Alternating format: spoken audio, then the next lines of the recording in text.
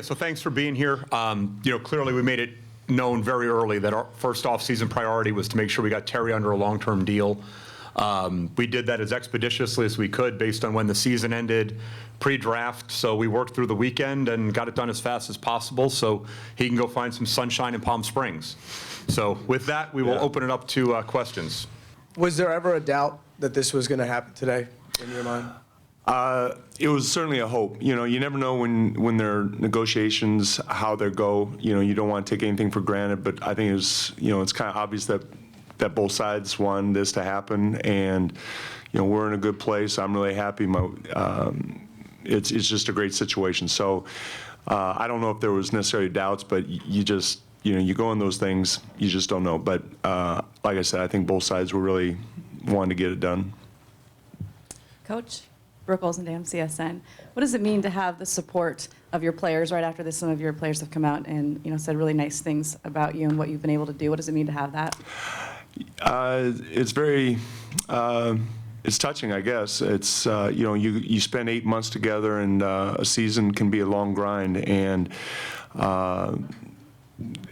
like I said at the beginning of the season, this was a special season, obviously for me and the staff, and I think it was for the players as well. And I don't think any of us took that for granted. And obviously I was very appreciative of what they did all season long, how coachable they were, how they came to work every day, and I'm just glad that they felt that it was mutual. Coach, when did you guys start discussing the extension, and how long did it take to come up with an agreement? You'd have to ask Neil that. I mean, he was talking to my agent. Friday night, started talking with Warren on Friday night, who was a joy to work with on this. You can put whatever tone accompanying that, but no. Warren and I had a great meeting. We watched the playoff game on the Toronto game together on Friday night. Started talking conceptually about where we both needed to be, so it was mutually beneficial and equitable. Spent a lot of time talking to Paul over the weekend, and we moved right into this yesterday morning and got it done late yesterday afternoon. Is it weird to be the 5th longest tenured coach in the NBA, and just can you talk about the security that you have and how important that is for you? What's weirder was when I was in Atlanta, I was there for a year and a half. After a year, I was the longest tenured coach in the Eastern Conference. After 1 year.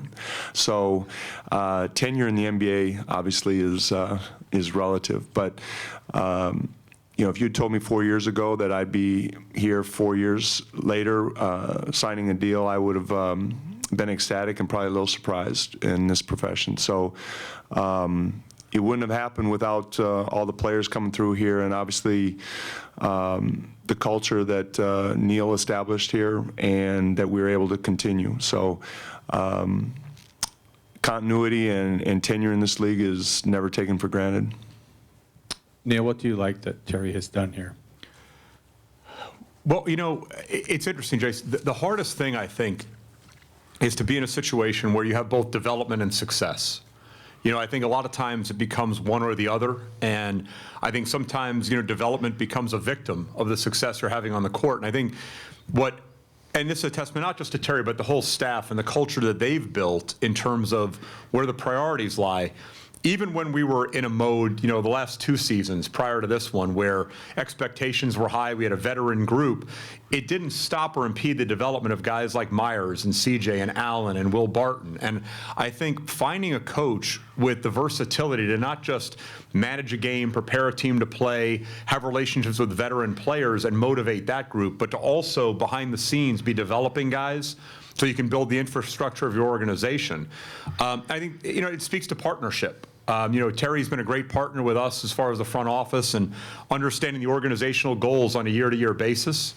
And I think we saw the results this year. I don't think, as talented as some of our young guys are, if the work that Terry and his staff had done the last 2 years, if that focus hadn't been, and they hadn't been so attentive to the development of them, that when we decided to turn the roster over this offseason, I don't know if these guys would have been ready.